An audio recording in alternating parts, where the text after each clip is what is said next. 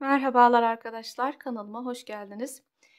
Bu videoda sizlerle bu görmüş olduğunuz ajur desenli bebek yeleğimin anlatımını paylaştım. Hemen şöyle yakın plandan yeleğimize bakalım. Hem bir ön anlatım yapalım hem de detayları sizlerle paylaşmak istiyorum. Yeleğimiz yakadan başlanıp tek parça halinde örülüp tamamlanan bir model. Bedeni 0-1 yaşa uygun. Yeleğimin yakasına başlarken şurada farklı bir başlangıç tekniği uyguladım arkadaşlar. Biraz sonra bütün detayları sizlere uygulamalı olarak göstereceğim. Yeleğimin roba kısmında klasik ajurlu artırma tekniğini uyguladım arkadaşlar. Alt bedende de bu görmüş olduğunuz hem çok sade hem de yapılışı oldukça kolay ajurlu modeli uyguladım. Şöyle hemen arka tarafından da sizlerle detayını paylaşayım. Modelimiz hem kız hem erkek bebekleriniz için istediğiniz renklerle örebileceğiniz ortak bir model olmuş oldu arkadaşlar.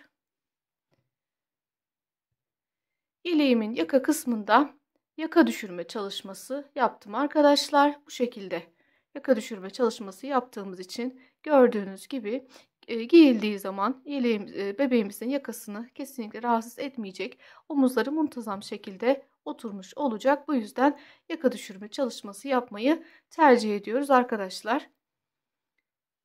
Söylediğim gibi yeleğimin bedeni 0-1 yaşa uygun oldu. Hemen ölçüleri sizlerle paylaşmak istiyorum. Yeleğimin bedeni 25 santim.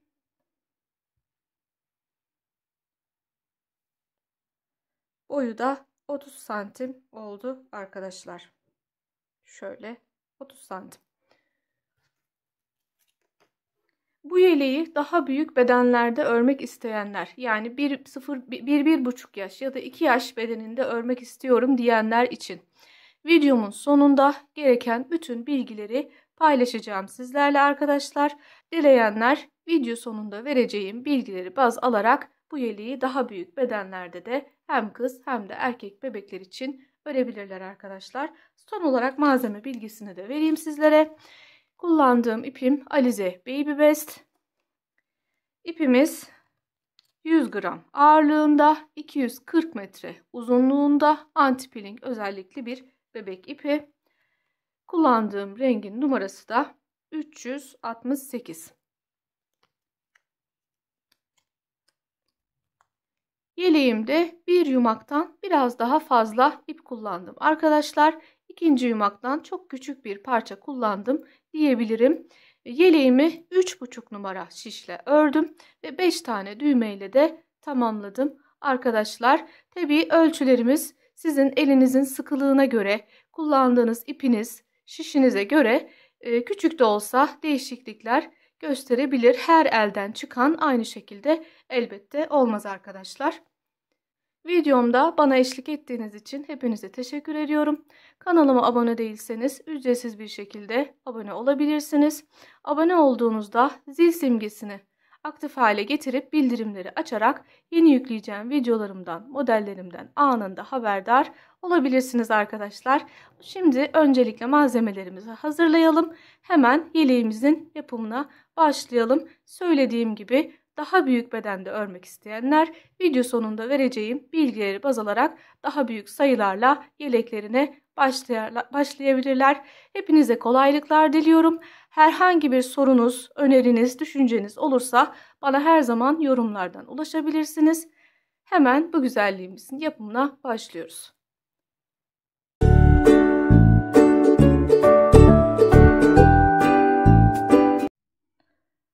Arkadaşlar, yeleğimizi yakadan başlayarak tek parça halinde örüp tamamlayacağız.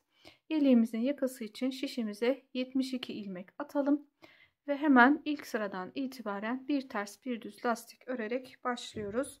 Şimdi bu ilk sıramızda bütün ilmeklerimizi bir ters bir düz lastik örüp geliyoruz. Bir sonraki sıramızda farklı bir teknik uygulayacağız. Bu yeleğimizde tırtıklı yaka tekniğini uygulayarak başlayacağız arkadaşlar. Şimdi sıra sonuna kadar bir ters bir düz lastiğimizi örüp geliyoruz.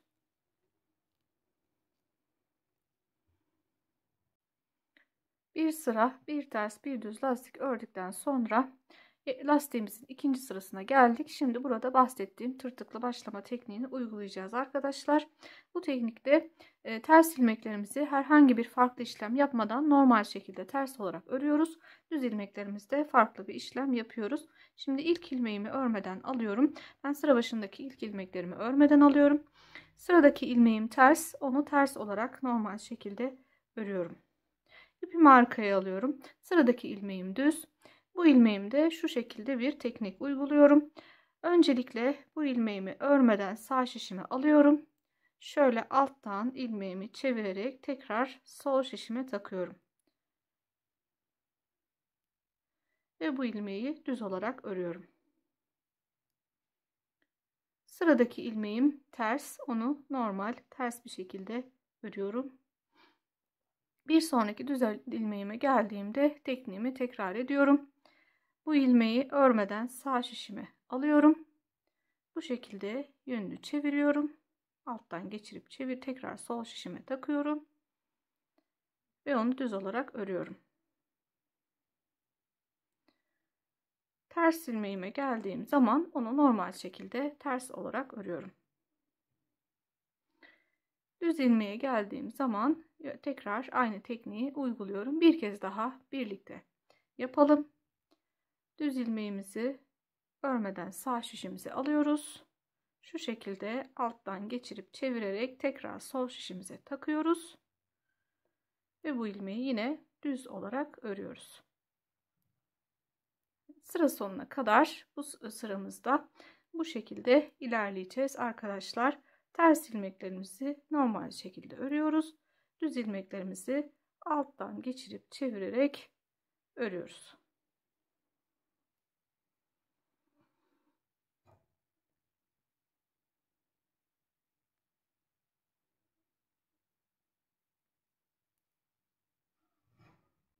Sıramızı tamamlayıp geliyoruz. Sıramızı tarif ettiğim şekilde tekniğimizi uygulayarak tamamladık arkadaşlar. Şimdi bir sonraki sıraya geçiyoruz. Bu sırada yine bir ters bir düz lastik öreceğiz. Bundan sonraki sırada haroşa ile lastiğimize devam edeceğiz. Yaka kısmına devam edeceğiz. Şimdi ilmeklerimizi gördüğümüz şekilde örerek, yani ters ilmeklerimizi ters, düz ilmeklerimizi düz örerek bu sıramızı tamamlıyoruz.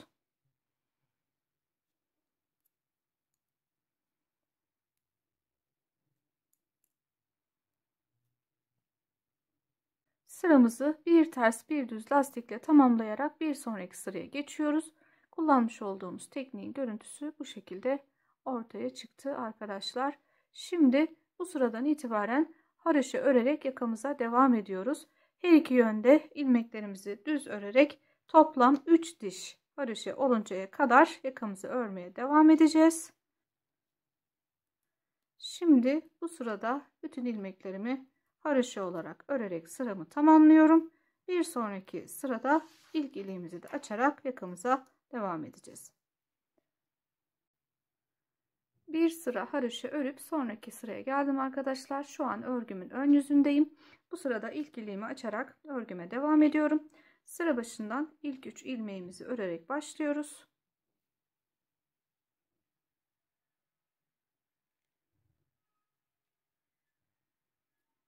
3 ilmekten sonra bir tane dolama yapıyorum. Sıradaki 2 ilmeğimi birlikte alarak örüyorum. Ve örgüme haroşa olarak devam ediyorum. Bundan sonra bu kısımda 11 haroşa diş arayla iliklerimizi açmayı unutmayalım arkadaşlar. Şimdi yakama devam ediyorum haroşa olarak. Şu ana kadar bir diş haroşa ördüm. Üzerine 2 diş daha örüp geleceğim. 3 diş haroşa olduğunda yeleğimizin yakasını tamamlayıp robamıza başlangıç yapacağız. Tamamlayıp geliyoruz arkadaşlar. Evet arkadaşlar, yeleğimizin yakasını tamamlayıp geldik. 3 diş haroşamızı ördük. Şimdi yeleğimizin robasına başlıyoruz. Bundan sonra kenar patlarımız 7'şer ilmek haroşa olarak devam edeceğiz. Yani sıra başındaki 7 ilmeğimizi ve sıra sonundaki 7 ilmeğimizi devamlı haroşa olarak örerek devam edeceğiz. 72 ilmekle yeleğimize başlamıştık. Beden ayrım sayılarımız şu şekilde olacak arkadaşlar. Önlerimizi 14 ilmek olarak ayıracağız. Kollarımızı 10 ilmek ve arka parçamızı 20 ilmek olarak ayıracağız. Artırma yerlerinde de birer ilmek bulunacak. Artırmalarımızı klasik ajurlu artırma tekniğini kullanarak yapacağız. Yani dolayarak yapacağız. Şimdi sıra başından hemen örgümüze başlıyoruz. Yeleğimizde ayrıca yaka düşürme tekniğini de uygulayacağız arkadaşlar. Bu sıranın sonuna geldiğimizde detaylı bir şekilde size anlatımını yapacağım. Yeleğimizin omuzlarının ve yakasının bebeğimizin üzerine muntazam şekilde oturabilmesi için yaka düşürme tekniğini kullanmakta fayda var. Şimdi sıra başındaki 7 ilmeğimi haroşa örerek, kenar patım olmak üzere haroşa örerek yeleğime başlıyorum. Robama başlıyorum. 2, 4, 6, 7. 7 ilmek haroşadan sonra yanında 7 düz ilmek örüyorum. 14 ilmekle ön parçamı tamamlamış oluyorum. 2, 3, 4, 5, 6, 7. Böylece ilk ön parçamı tamamladım. Şimdi ilk artırmamı yapacağım. Söylediğim gibi ajurlu yöntemi kullanarak, yani dolamalar yaparak artırmalarımızı yapıyoruz. Bir tane doluyoruz. Bir ilmek örüyoruz. Bir kere daha doluyoruz ve ilk artırmamızı yapıp kola devam ediyoruz. Kolumuz için 10 ilmek düz örüyoruz. 1, 2, 3, 4, 5, 6, 7, 8, 9, 10. 10 ilmek kol için ördükten sonra şimdi ikinci artırmamızı yapıyoruz. Bir tane doluyoruz. Bir ilmek örüyoruz. Bir tane daha dolama yapıyoruz. Yani her defasında bir ilmeğin her iki tarafından birer dolama yaparak artırmalarımızı yapmış olacağız. Şimdi arka parçamıza devam ediyoruz. Arkamız için 20 ilmek örüyoruz. 2, 3, 4, 5, 18, 19, 20. Arka parçamız için 20 ilmek ördük. Şimdi bir sonraki artırmamızı yapıyoruz. Bir doluyoruz, bir örüyoruz, bir doluyoruz ve kol parçamıza, bir sonraki kolumuza geçiyoruz. Kolumuz için 10 ilmek örüyoruz. 2, 3, 4, 5, 6, 7, 8, 9, 10. 10 ilmek koldan sonra son defa artış yapacağımız noktaya geldik. Bir doladık, bir ördük, bir doladık ve ön parçamıza geçiş yapıyoruz. Şimdi bu ön parçamızda ilk yaka düşürme çalışmamızı da yapacağız. Önümüzde sol şişimizde 14 ilmeğimiz var. 11 ilmek kalana kadar önümüzdeki 3 ilmeği örüyoruz. 3 ilmek örüp 11 ilmek kaldığında bu kısımdan geri dönüş yapıyoruz. Bu şekilde geri dönüş yaptığımızda ilmeklerimizi böyle normal şekilde örüp devam edersek burada küçük de olsa bir delik oluşabilir, boşluk oluşabilir. Bunu engellemek için bakın şu şekilde hareket ediyoruz. Bu sondaki şu ilmeğimizi sağ şişimizin üzerine takıyoruz. Bunu şöyle şu şekilde ilmeğimizin yönünü çevirip mümkün olduğu kadar sıkıştırıyoruz arkadaşlar. Bu şekilde. Bir kez daha isterseniz size detaylı göstereyim.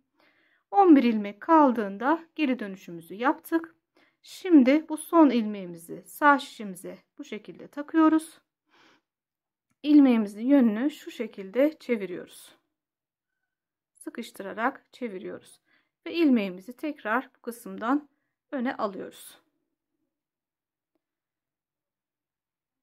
Bu şekilde tekniğimizi uygulayarak ters örerek sıramıza devam ediyoruz. Arka yüzde olduğumuz için bütün ilmeklerimizi ters örerek sıramıza devam edeceğiz. Sıra sonunda yine 11 ilmek kalana kadar bütün ilmeklerimizi ters olarak örelim. 11 ilmek kaldığında o taraftaki yaka düşürmemizi yaparak devam edeceğiz. Arka yüzde sıramızda ilerledik. Sıramızın sonunda 11 ilmeğimiz kaldı. Şimdi bu taraftaki yaka düşürme çalışmamızı yapıyoruz. Buradan geri dönüş yapıyoruz. 11 ilmek kenarda kalıyor. Şimdi şu şekilde ipimizi öne alıyoruz. Bu sondaki bir ilmeğimizi örmeden şişimizin üzerine takıyoruz. Sağ şişimize takıyoruz ve diğer tarafta olduğu gibi yine aynı şekilde bu ilmeğimizin yönünü şöyle şu şekilde sıkıştırarak arkaya doğru ipini alıyoruz. Şu şekilde olacak arkadaşlar. Şöyle ikili. Sanki burada iki ip var, iki ilmek varmış gibi bir görüntüde olması gerekiyor. Ve buradan örgümüze devam edeceğiz arkadaşlar. Şimdi örgümüzün ön yüzündeyiz. Bu sırada yine artırmalarımızı yaparak sıra sonuna doğru ilerleyeceğiz. Şu an ön parçamızdayız. Önümüzdeki ilmeklerimizi örüyoruz. Artırma yerine kadar olan ilmeklerimizi örüyoruz. 3 ilmek ördük ve artırma kısmında arada kalan bir ilmeğimizin yanına geldik. Her iki taraftan yine birer dolama yaparak artırmalarımıza devam ediyoruz. Bir tane doluyoruz. Bu ilmeğimizi örüyoruz. Bir tane daha doluyoruz ve kolumuza devam ediyoruz. Kolumuzu bir sonraki artırma kısmına kadar örüyoruz.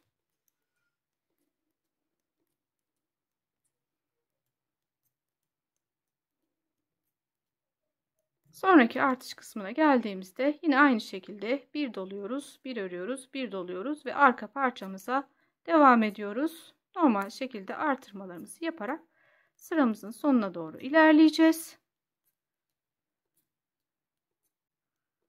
Toplam 3 sırada bu yaka düşürme çalışmamızı bitireceğiz. Şu an ikinci çalışmamızı yapıyoruz. Her iki tarafta bir sıra yaptık. Şimdi ikincisini yapıyoruz arkadaşlar. Artırmamızı yaptık ve ön parçamıza geçiş yaptık. Bir önceki sırada sonda 11 ilmek kaldığında geri dönüşümüzü yapmıştık. Bu defa sonda 9 ilmek kalana kadar örüyoruz. 2, 4, 6, 8, 9. Şöyle önümüzdeki 5 ilmeği örüyoruz. Şuradaki bakın 2 ilmek gibi gözüken aslında bizim bir önceki sırada geri dönüş yaptığımız ilmeğimiz. Bu iki ipi birlikte alarak tek ilmek gibi örüyoruz. Yani önümüzde şu an 5 ilmek olduğunu kabul ediyoruz. Bu ilmeği de yine şöyle şu şekilde arkadaşlar örüyoruz. Evet. Ve sonda 9 ilmeğimiz kaldı. 2, 4, 6, 8, 9. Şimdi aynı şekilde geri dönüşümüzü yapıyoruz. Bir kez daha detaylı bir şekilde uygulayalım. Geri dönüşümüzü yaptığımızda sondaki bir ilmeğimizi sağ şişimizin üzerine bu şekilde takıyoruz ve ilmeğimizin yönünü şu şekilde çeviriyoruz. Sıkıştırarak ipimizi tekrar arkaya alıyoruz. Ve bu kısımdan örmeye devam ediyoruz. Ters örgü olarak arka yüzümüzü tamamlıyoruz. Arka yüzümüzde sıramızın sonunda yine 9 ilmeğimiz kalana kadar bütün ilmeklerimizi ters olarak örüp devam edeceğiz. Arka yüzde ilmeklerimizi ters olarak örerek sıra sonuna doğru ilerledik. Sıramızın sonunda 9 ilmek kalana kadar öreceğimizi söylemiştik. Şimdi devam ediyoruz. Şu kısmı göstermek için buradan devam ediyorum. Şurada bakın şu ilmeğimiz şöyle üst kısmı şöyle açarak biraz şöyle sanki burada 2 ilmek varmış gibi 2 ip görüntüsü var. Biraz önce dönüş yaptığımız ilmeğimiz bu. Bunu da yine böyle bu şekilde ikisini birlikte alarak örüyoruz. Tek ilmek gibi tek ilmek olarak örüyoruz. Ve devam ediyoruz. Dediğim gibi 9 ilmek kalana kadar. 2, 4, 6, 8, 9. Evet. 9 ilmek kaldı. Şimdi geri dönüşümüzü yapıyoruz. Tekniğimizi yine aynı şekilde uyguluyoruz. İpimizi öne aldık. Sondaki ilmeğimizi sağ şişimize takıyoruz. Şu şekilde ilmeğimizin yönünü çeviriyoruz. Şu alttaki ipleri üste gelecek şekilde yönünü çeviriyoruz. Ve örgümüzü örmeye düz olarak devam ediyoruz. Çünkü ön yüze geçtik. Ön yüzde düz örgü örüp artırmalarımızı yaparak robamızda ilerliyoruz. Arkadaşlar 2 defa yaka düşürme çalışmamızı yapmış olduk. Bir defa daha yaparak yaka düşürme çalışmasını tamamlayacağız. Şimdi ilk ayrım yerine geldim. Bir doladım, bir ördüm, bir doladım ve kola devam ediyorum.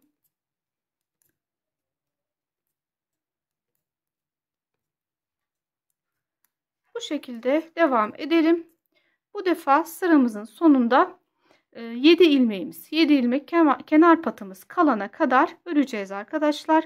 İlk sırada 11 kaldığında geri dönüş yaptık. İkinci sırada 9 ilmek kaldığında geri dönüş yaptık. Şimdi bu üçüncü ve son sırada da 7 ilmek kaldığında geri dönüşümüzü yapacağız. Artırmalarımızı yaparak sıra sonunda 7 ilmek kalana kadar örüp geliyoruz. Sıramın sonunda 7 ilmek kalana kadar örüp geldim arkadaşlar. Şimdi buradan geri dönüşümü yapıyorum. Yine aynı şekilde ilmeğimi sağ şişime taktım. Bu şekilde yönünü çevirdim. Ve ters örerek sırama arka yüzde devam ediyorum. Bütün ilmeklerimi ters örerek sıramın sonunda 7 ilmek kalana kadar örüp geliyorum. Arka yüzde ters örerek sıramın sonuna doğru ilerledim. Sonda 7 ilmeğim kaldı. Şimdi buradan son kez geri dönüşümü yaparak yaka düşürme çalışmamı tamamlamış olacağım. Yine aynı şekilde sağ şişimize ilmeğimizi takıyoruz. Bu şekilde yönünü çeviriyoruz ve düz örgü olarak yeni sıramıza ön yüzde devam ediyoruz arkadaşlar. Yaka düşürmemizi her iki tarafta 3'er defa olmak üzere 3 sırada tamamlayıp bitirmiş olduk arkadaşlar. Şöyle şu şekilde sizlerle görüntüsünü paylaşayım. Robamızda ilerlediğimiz zaman buradaki oyuntu daha net bir şekilde belli olacaktır. Şimdi ne yapıyoruz? Robamızda aynı şekilde ilerlemeye devam ediyoruz. Yine artışlarımızı yaparak sıra sonuna doğru geliyoruz.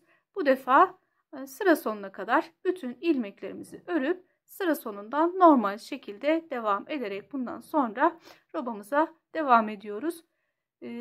Sıra başında ve sıra sonunda 7'şer ilmek haroşa olarak kenar patlarımızı devam ettiriyoruz arkadaşlar.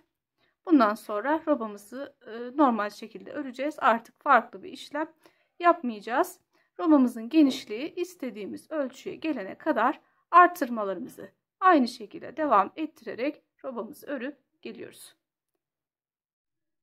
Yeleğimin robası istediğim büyüklüğe gelene kadar örüp geldim arkadaşlar. Şimdi öncelikle sizlerle kaç arttırma yapmışım onu bir paylaşayım. 1, 2, 3, 4, 5, 6, 7, 8, 9, 10, 11, 12, 13, 14, 15, 16, 17 ve 18. 18 arttırma yaparak robamı tamamladım. İstediğim büyüklüğe ulaştı arkadaşlar. Şu an son arttırmamı ön yüzde yaptım. Arka yüzdeyim. Henüz arka yüzü örmedim. Çünkü bu yüzde kollarımı haroşaya çevirerek devam edeceğim. Kollarımda yine yakada olduğu gibi öncelikle 3 diş haroşa, sonrasında da 3 sıra bir ters bir düz örüp kol kesimlerini yapıp sonrasında bedene devam edeceğim. Şimdi arka yüzde sıra başından örgümüze başlıyoruz. Öncelikle ön parçamızı ayrım yerine kadar olan ön parçamızı örüp geliyoruz.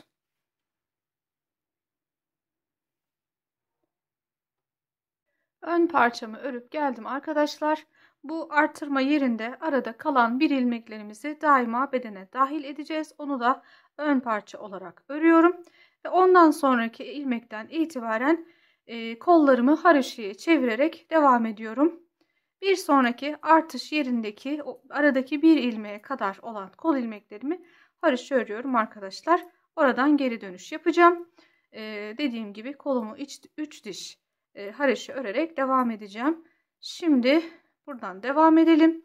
Şuradaki bir sonraki ayrım yerindeki bir ilmeğimize kadar olan ilmeklerimizi örelim. Buradan geri dönüş yaparak devam ediyoruz. Kolumu haroşa örüp tamamladım. Dediğim gibi bu ilmeği, buradaki bir ilmeği bedene dahil edeceğim. Onun için onu burada bırakıyorum. Ondan önceki ilmekten geri dönüş yapıyorum ve kolumu haroşa örerek devam ediyorum. Şu an bir diş örmüş olduk. 3 diş haroşa oluncaya kadar örüp geliyoruz. Yeleğimin kolunu 3 diş haroşa örüp geldim arkadaşlar. Şu an yeleğimin ön yüzündeyim. Şimdi bu sırayı da yine tamamen düz örgü olarak örüp tamamlayacağım. Arka yüze geçtiğim zaman bir ters bir düz lastik örmeye başlayacağım. Toplamda 3 sıra bir ters bir düz lastik örüp kolumun kesimini yaparak devam edeceğim arkadaşlar. Bir ters bir düz lastiğe bu ön yüzde başlamamamızın sebebi buradaki bu son haroşa diş görüntümüzün bozulmaması arkadaşlar. Bu ayrıntıyı da vermiş olayım. Şimdi tarif ettiğim şekilde örerek kolumuzu kesim noktasına getirip geliyoruz.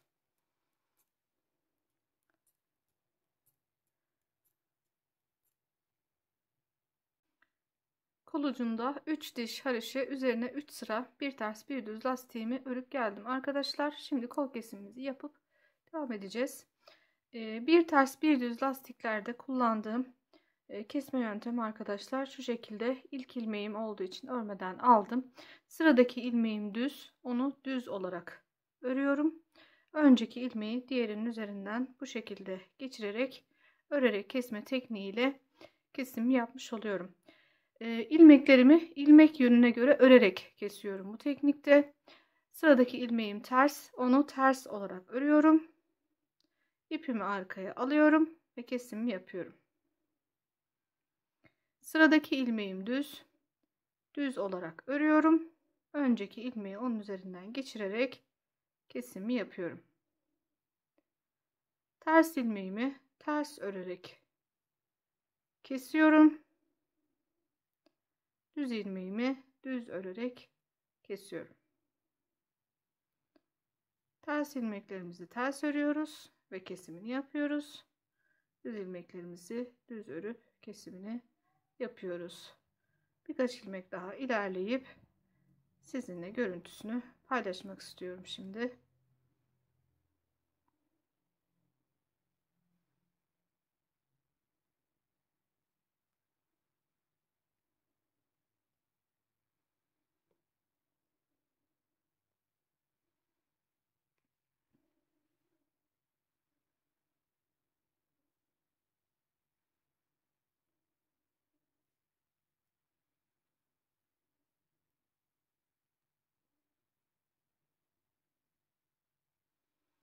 Evet arkadaşlar, bu yöntemle kesim yaptığımız zaman kesim görüntüsü bu şekilde oluyor. Dilerseniz tabii sizler daha farklı teknikler seviyorsanız onları da kullanabilirsiniz. Şimdi kol ilmeklerimi bu şekilde kesimini yapıp geliyorum. Kol kesimimi tamamlayıp geldim arkadaşlar. Şöyle görüntüsünü tekrar sizlerle paylaşayım. Şimdi arka parçamıza devam edeceğiz. Öncelikle kol altında bir tığ yardımıyla birleştirmemizi yapacağız. Sonrasında arka parçamızı örerek devam edeceğiz. Kolumuzu şöyle şu şekilde tersine olacak şekilde katlıyoruz. Bir tığ yardımıyla her iki taraftan birer ilmek çıkararak sık iğneler yaparak kol altındaki birleştirmemizi yapacağız. Şimdi şöyle hemen ön parçadan hemen şu baştan bir ilmek çıkarıyorum ve ikisini birlikte örüyorum. Şimdi bir tane ön parçadan bir tane arka parçadan ilmek çıkarıyorum ve ikisini birlikte bu şekilde örüyorum. Bir tane ön parçadan alıyorum, bir tane arka parçadan alıyorum. İkisini birlikte sık iğne yaparak örüyorum.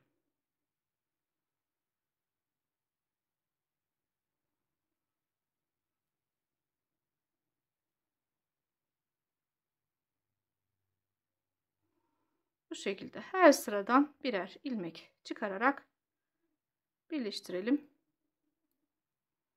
Şöyle sona kadar ilerliyoruz.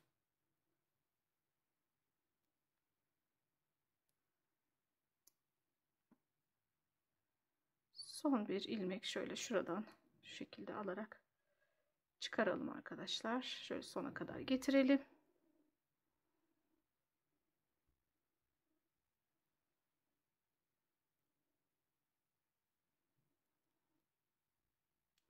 Şimdi bu tığımızın üzerinde oluşan bir ilmeğimizi tekrar şişimize taktığımız zaman kol altında bir ilmek artış yapıyoruz. Ben şöyle şu arka taraftaki parçadan şuradan bir ilmek daha çıkaracağım. Şöyle aradan alacağım. Bunu da şişimin üzerine takacağım. Böylece kol altında bu kısımda 2 ilmek artırma yapmış olacağım arkadaşlar. Diğer kolda da aynı şekilde kesimimi yaptıktan sonra bu şekilde 2 ilmek artış yaparak bedene ondan sonra devam edeceğim. Böylece kol altındaki birleştirmemizi yaptık. Şimdi şöyle hemen çevirip ön taraftan sizlerle görüntüsünü paylaşmak istiyorum. Şöyle arkadaşlar. Şöyle yapalım. Evet.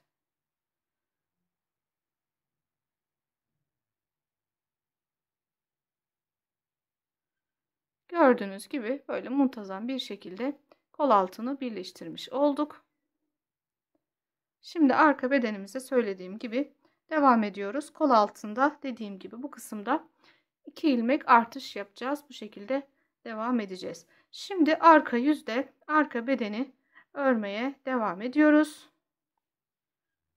Şu ilmekten hemen devam edelim. Bir sonraki kola kadar örmeye devam edelim.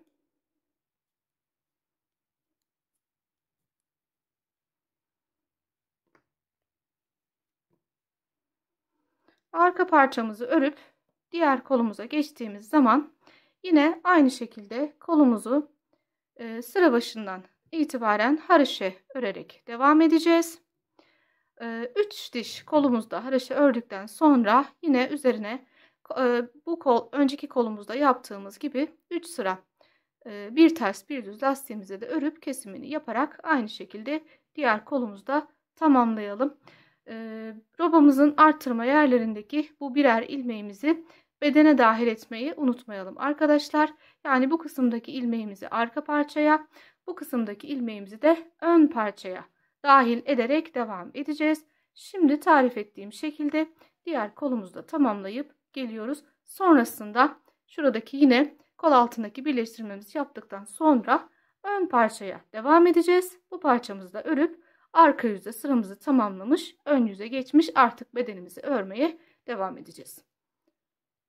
İkinci kolumu da aynı şekilde tamamlayıp geldim. Koltuk altında 2 ilmek artırmamı yaptım. Şimdi son parçaya kalan ön parçama devam ederek sıramı tamamlıyorum arkadaşlar. Bu sırada yine ters örgüyle tamamladıktan sonra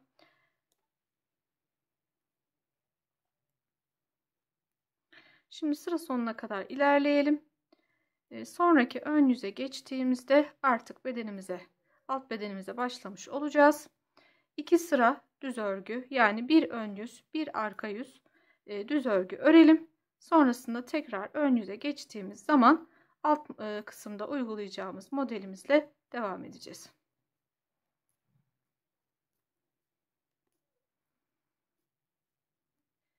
Yeleğimizin alt bedenine başlayıp 2 sıra düz örgü örüp geldik arkadaşlar. Şu an yine örgümüzün ön yüzündeyiz. Bu sırada model kurulumuna başlayacağız. Şu an şişimizin üzerinde 128 ilmeğimiz var. Bunların 14 tanesi kenar patları. 7 bir tarafta, 7 bir tarafta, 7 ilmek kenar patımız var. Dolayısıyla 128'den 14'ü çıkardığımız zaman 114 ilmekle model kurulumuna başlamamız gerekiyor. Modelimizin uygulamasını 12'nin katı olan bir sayıyla yapmamız gerekiyor. 114'e yakın 12'nin katı 108 oluyor arkadaşlar. Yani elimizde fazladan 6 ilmeğimiz kalıyor. Bunu da şu şekilde yapacağız. Bu 6 ilmeği kenarlara eşit şekilde paylaştırarak modelimizi uygulamaya başlayacağız. Yani şimdi sıra başında öncelikle kenar patını 7 ilmek ördükten sonra yanında 3 ilmek öreceğim. Sonrasında model kurulumuna başlayacağım. Ve sıra sonunda da yine aynı şekilde 3 ilmeğimiz kalmış olacak. Elimizde fazla olan ilmekleri bu şekilde iki kenara dağıtmış olacağız arkadaşlar. Hemen başlayalım.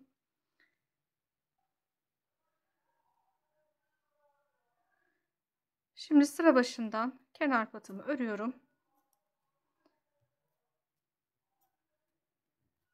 7 ilmek kenar patından sonra 3 ilmek örüyorum ve modelimi uygulamaya başlıyorum.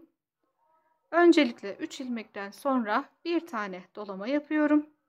Sıradaki 2 ilmeği sola doğru kesim yapacağım. Yani birlikte alarak öreceğim arkadaşlar. Bunun için önümdeki ilk ilmeğin yönünü çeviriyorum.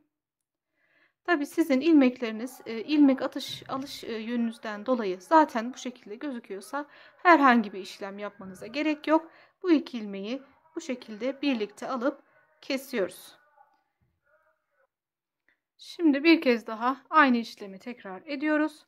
Bir tane dolama yapıyoruz. Sıradaki iki ilmeği sağdan sola doğru olacak şekilde birlikte alıp örüyoruz.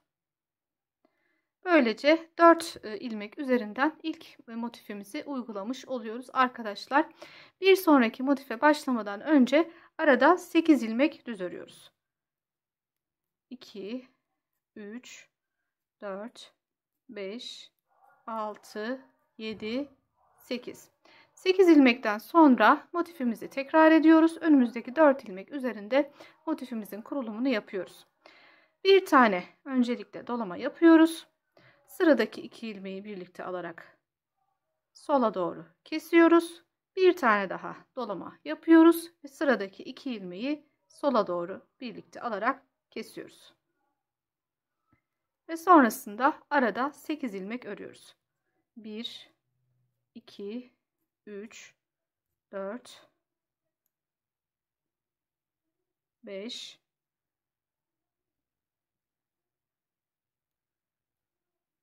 6, 7 ve 8. Şimdi bir kez daha birlikte motif uygulamasını yapalım. Öncelikle bir tane dolama yapıyoruz. Sıradaki 2 ilmeği sola doğru kesiyoruz. Tekrar bir dolama yapıyoruz ve sıradaki 2 ilmeği sola doğru kesiyoruz. Ve sonrasında bir sonraki motife kadar 8 ilmek örüyoruz. Bu ilk sıramızdaki uygulamamız bu şekilde olacak arkadaşlar. 8 ilmekten sonra yine her arada 8 ilmek örerek motiflerimizi uygulamaya devam edeceğiz. Bu sıramızı bu şekilde tamamlayacağız. Sıra sonuna kadar ilerleyip geliyoruz. Sıra sonuna kadar motiflerimizi uygulayarak devam ettik. Son motifimizi uyguladıktan sonra yine üzerine 8 ilmek ördük ve kalan sıra sonunda kalan 3 ilmeğimizi de örerek tamamlamış olacağız arkadaşlar. Şimdi burada sıra sonunda daha fazla ilmek kalmış gibi görünebilir ama motifimiz şöyle zaten sola doğru ilerleyecek, şöyle sola doğru eğik olacak şekilde olacak. Bir sonraki motife de üst tarafta başladığımız zaman bu kenarda da yine aynı şekilde 3 ilmek kalmış olacak. Burada herhangi bir sıkıntı yok arkadaşlar. Dediğim gibi son motifimizi yaptık. 8 ilmek ördük.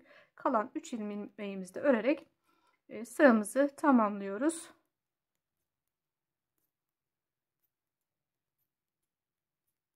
Ve arka yüze geçiyoruz. Bu modelin arka yüzünde herhangi bir farklı işlem olmayacak arkadaşlar. Arka yüzlerde daima bütün ilmeklerimizi ters olarak örerek tekrar ön yüze geçeceğiz. Ön yüzde motifimizi uygulamaya devam edeceğiz. Arka sıramızı tamamlayıp geliyoruz. Şimdi tekrar ön yüze geldik. Motifimizdeki ilk ajurlar şöyle bakın oluştu. Şimdi ikinci ajurlarla devam edeceğiz. Bir motif toplamda 4 ajurdan oluşacak arkadaşlar. Sıra başından 7 ilmek patımızı ördük. Motifimizde yine aynı şekilde uygulama yapacağız. Tek farkı bu defa ilmeklerimizi bir ilmek sola doğru kaydırarak uygulama yapacağız. 7 ilmek pattan sonra bu sefer sıra başında 3 değil 4 ilmek örüyoruz arkadaşlar. 2, 3, 4. Böylece bir ilmek sola kaydırarak işlem yapmış oluyoruz. 4 ilmekten sonra bir tane doladım. Önümdeki 2 ilmeği sola doğru kesiyorum. Tekrar bir tane doluyorum ve önümdeki 2 ilmeği sola doğru kesiyorum. Bir sonraki motifimden önce yine 8 ilmek sayıyorum. Aralar daima 8 ilmek olarak kalacak arkadaşlar. Motif aralarında daima bu 8 ilmekleri sayarak hareket ederseniz hata yapma riskiniz de azalacaktır arkadaşlar. İlk motifimizin uygulamasını dediğim gibi yaptık. Şimdi 8 ilmek düz örüyoruz. 1, 2,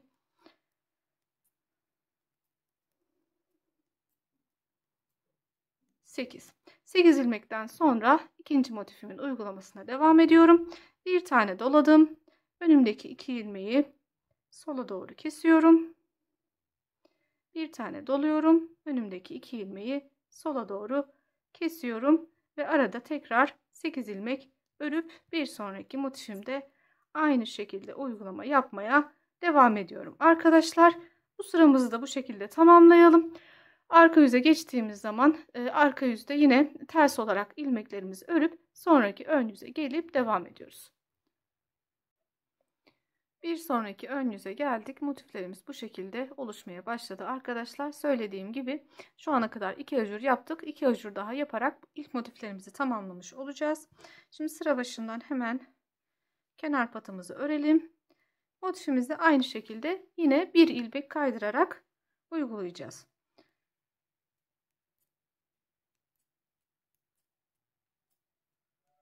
Yedi ilmek kenar patından sonra bu defa 5 ilmek örüyoruz. 1, 2, 3, 4, 5. Böylece bir ilmek kaydırma yapmış oluyoruz. Bir doladım. 2 ilmeği birlikte örüyorum. Sola doğru kesim yapıyorum. Bir doluyorum. 2 ilmeği birlikte sola kesiyorum. Ve sonrasında arada 8 ilmek örüyorum. Böylece devam edeceğiz arkadaşlar. İkinci motifimizi de aynı şekilde onu da birlikte yapalım.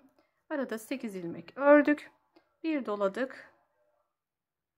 2 ilmeği birlikte sola kestik. Bir doladık ve 2 ilmeği birlikte sola kestik. 8 ilmek örerek devam ettik arkadaşlar. Bu sıramızı da bu şekilde tamamlayacağız.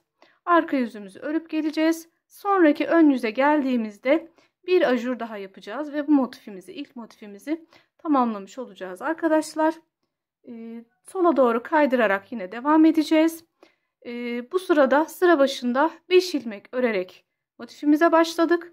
Bir sonraki ön yüze geldiğimizde sıra başında bu kenar patından sonra 6 ilmek ördükten sonra motifimizi uygulamaya başlayacağız. Başka bir farklı işlem yapmadan aynı şekilde motiflerimizi öreceğiz arkadaşlar.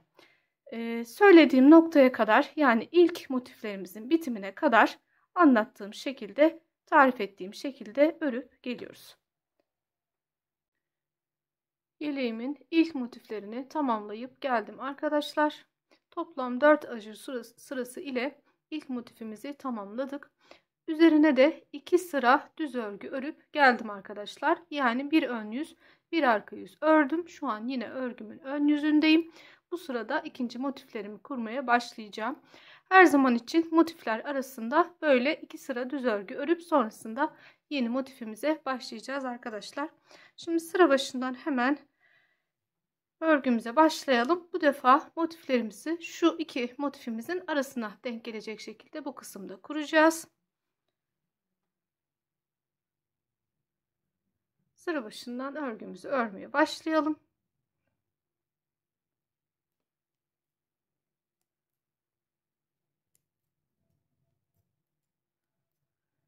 Kenar patımı ördükten sonra ilmeklerimi sayarak örmeye başlıyorum.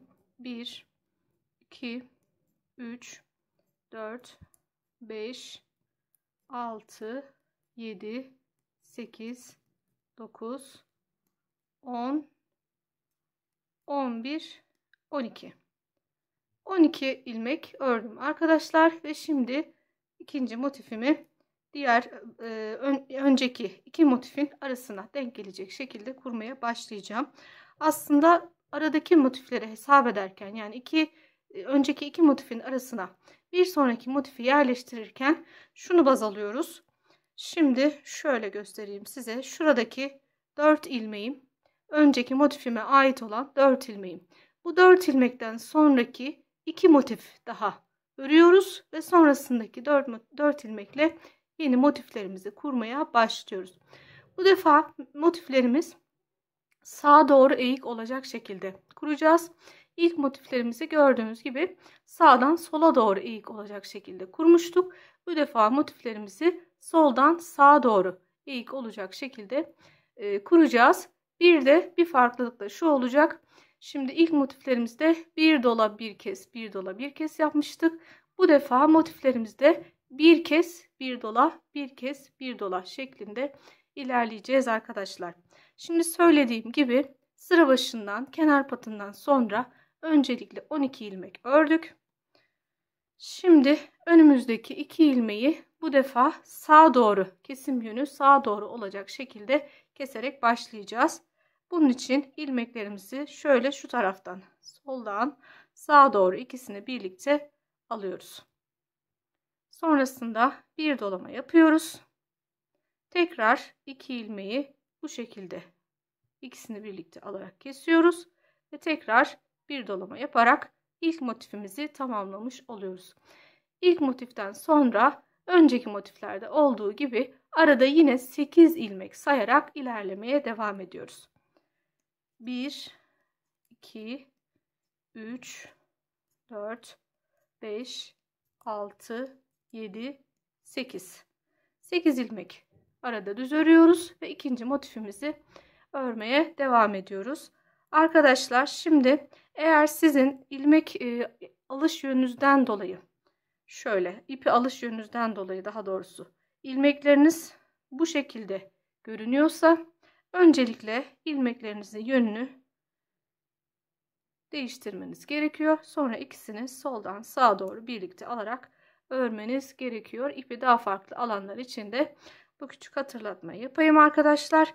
Bir kez yaptık motifimizde. Bir doluyoruz. Tekrar bir kez yapıyoruz. Bir dola yapıyoruz ve ikinci motifimizi tamamladık. Şimdi arada 8 ilmek örüyoruz.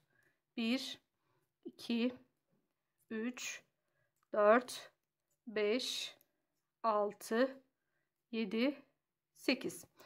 Şimdi bir kez daha 3. motifimizi birlikte kuralım. 2 ilmeğimizi soldan sağa doğru kesiyoruz. Birlikte alıyoruz.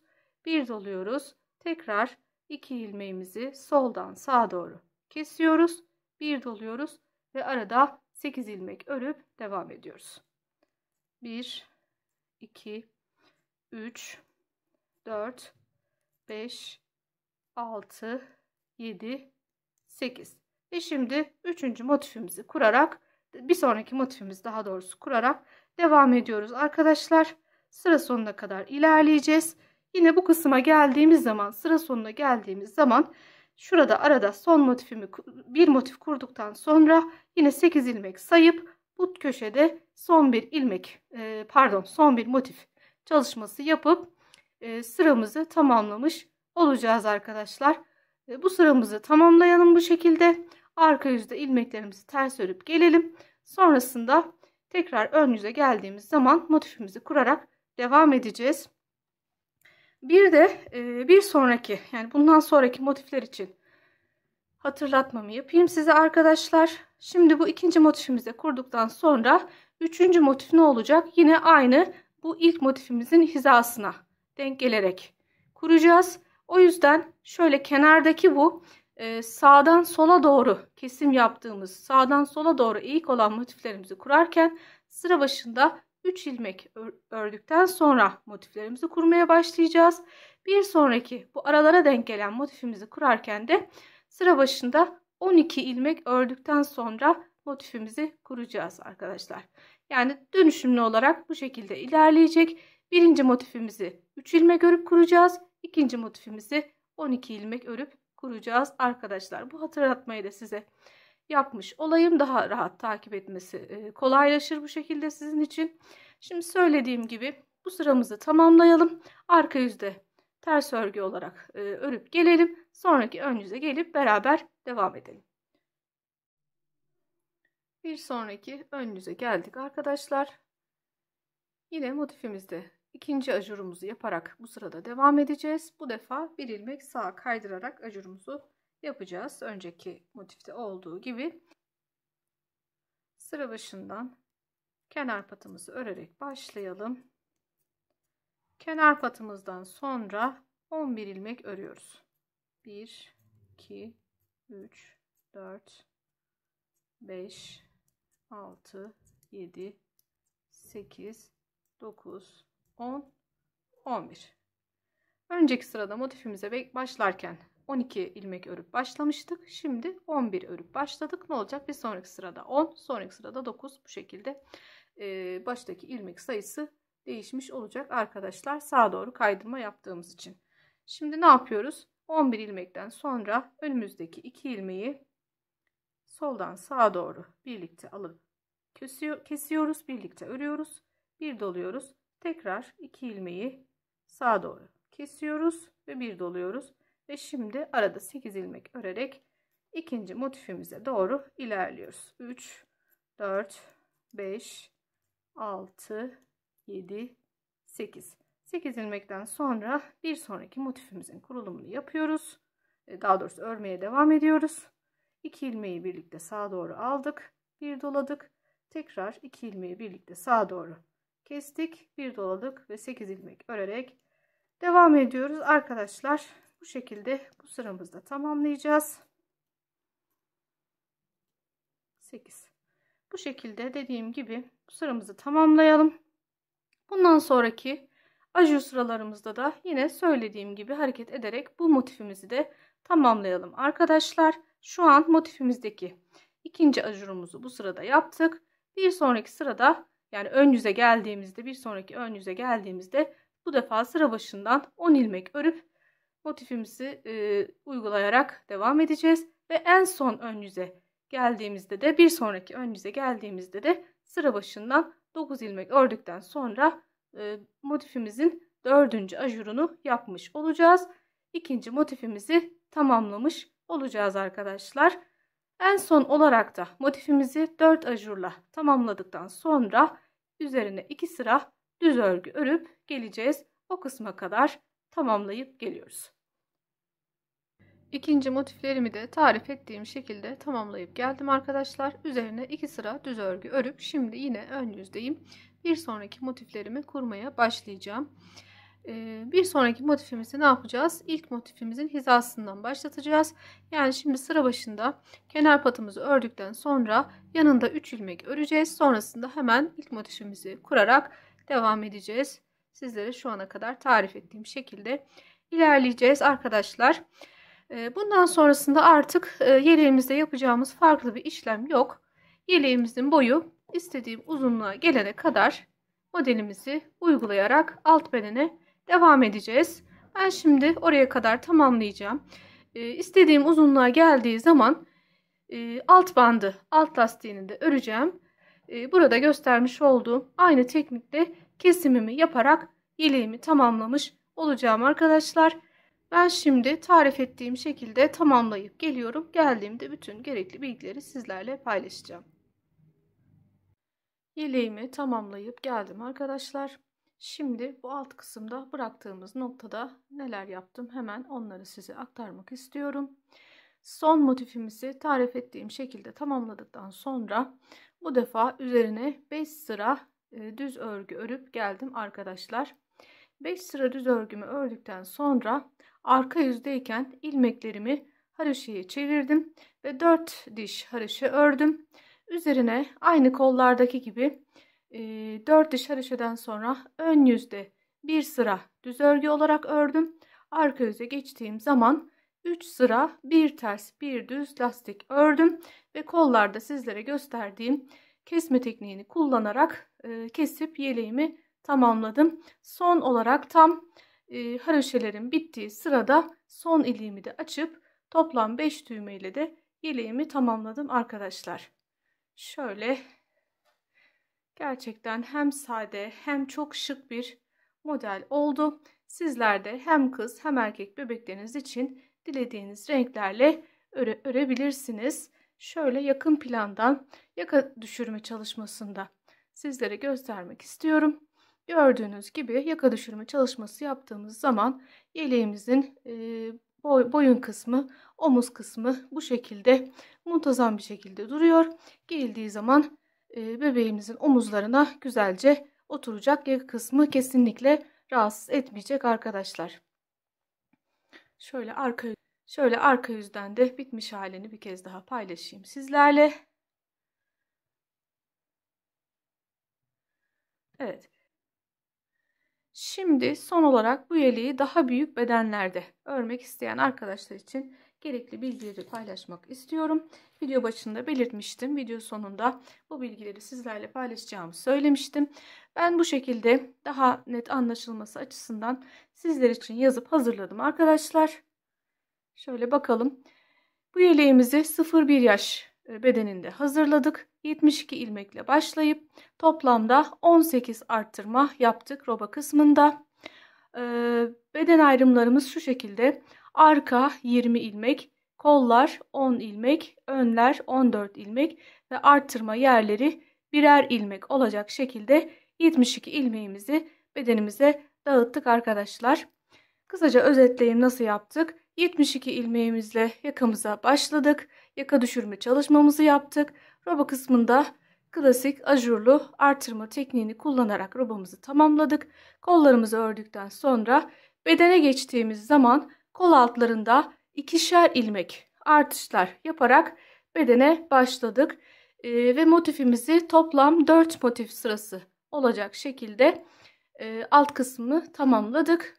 Alt bandığını örüp bitirdik arkadaşlar. Yani 0-1 yaş bedeninde motifimizde 4 tekrar yapıyoruz. Şöyle şuraya not aldığım gibi arkadaşlar. Şimdi daha büyük beden 1-1,5 yaşa uygun olsun isteyenler için gereken sayılar şöyle ekran görüntüsü alabilirsiniz arkadaşlar. 1-1,5 yaşa uygun olarak örmek isteyenler yeleklerine 76 ilmekle başlayabilirler. Ellerinin sıkılığına göre 20 veya 21 artırma yaparak robalarını tamamlayabilirler. Yaka düşürme çalışmasını size gösterdiğim şekilde bu yelekle aynı şekilde yapabilirsiniz arkadaşlar. Beden ayrımlarımız da şu şekilde olacak: arka 22 ilmek, kollar 10 ilmek, önler 15 ilmek, artırma yerleri de yine her birinde birer ilmek olmak üzere toplam 4 ilmek olacak. Yeleğimizin roba kısmını tarif ettiğim şekilde tamamladıktan sonra kol altlarında bedene geçerken kol altlarında yine ikişer ilmek artış yapıyoruz ve beden kısmında, alt beden kısmında uyguladığımız motiflerimizde toplam 5 motif olacak şekilde yaparsak yeleğimizin boyunu da istediğimiz uzunluğa getirmiş oluruz. 1-1,5 yaşa uygun uzunlukta olur arkadaşlar. Peki model yerleşimini, model kurulumunu nasıl yapacağız? Şimdi bu yeleğimde alt bedene geçtiğim zaman arkadaşlar elimdeki ilmek sayısını hesapladım. İlmek sayımdan ön patları çıkardım. Yani 14 ilmeğimi çıkardım. Sonrasında kalan ilmeklerim içinde 12'nin katı olan en büyük sayıyı buldum arkadaşlar. Çünkü model kurulumumuz 12'nin katlarıyla yapılıyor. O yüzden elimdeki sayının içinde 12'nin en büyük katını buldum ve kalan ilmeklerimi hesapladım. Yani elimdeki sayıdan, bedendeki ilmek sayımdan 12'nin katı olan sayıyı çıkardığım zaman elimde fazladan 6 ilmeğim kalmıştı. Bu 6 ilmeğimi kenarlara 3'er ilmek olacak şekilde dağıttım. Eşit bir şekilde dağıttım ve model kurulumuna o şekilde başladım. Yani ilk motifimi örerken öncelikle kenarda 3 ilmek ördüm. Sonrasında modelimi uygulayarak devam ettim arkadaşlar. Bir büyük bedeni yaparken yine sizler de aynı şekilde hesap edebilirsiniz. Çok rahatlıkla dediğim gibi bedene geçtiğiniz zaman beden sayınızı hesap edin. Bu beden sayınızdan 14 ilmeği çıkarın. Ön patlar olan 14 ilmeği çıkarın. Sonrasında elinizde kalan sayı içinde 12'nin en büyük katını bulun. Bulduğunuz 12'nin katı olan sayıyı elinizdeki sayıdan çıkardığınızda elinizde fazla kalan ilmek sayısını bulmuş olacaksınız. Diyelim ki 8 ilmek buldunuz. O zaman ne yapacaksınız?